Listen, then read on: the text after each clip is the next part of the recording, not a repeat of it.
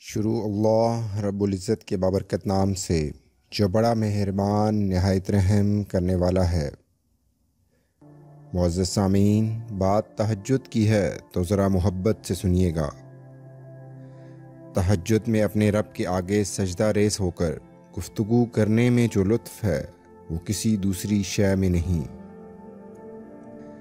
تہجد کے وقت اللہ وہ دعائیں بھی سن لیتا ہے جسے دنیا ناممکن کا خطاب دے چکی ہوتی ہے۔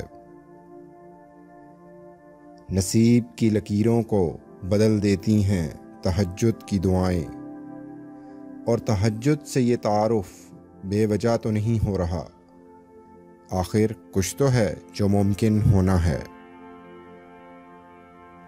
یاد رکھیے گا کہ تہجد کے وقت آپ کی چھوٹی سے چھوٹی پکار بھی سیدھی عرش تک جاتی ہے۔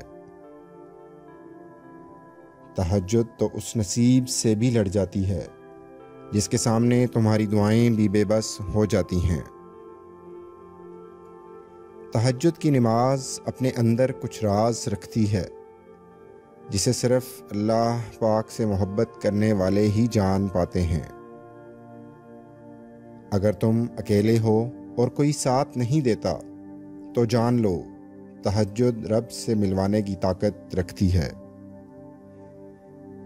تہجد کی نماز کے لیے جاگنا اللہ کی بے شمار نعمتوں میں سے ایک نعمت ہے۔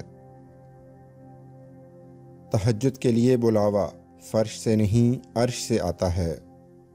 تہجد کا سجدہ اسے ہی نصیب ہوتا ہے جسے رب چاہتا ہے۔ سر جھکانے کی خوبصورتی بھی کمال ہوتی ہے۔ سجدے زمیں پر کرو تو دعائیں آسمان تک جاتی ہیں۔ تہجد کی سب سے بڑی طاقت یہ ہے کہ تہجد تمہارے دل کو اللہ کی طرف موڑ دیتی ہے، پھر انسان کی طلب نہیں جگاتی بلکہ پھر اللہ سے ملاقات کی طلب سونے ہی نہیں دیتی۔ پھر بس اللہ سے محبت ہو جاتی ہے، بے پناہ محبت۔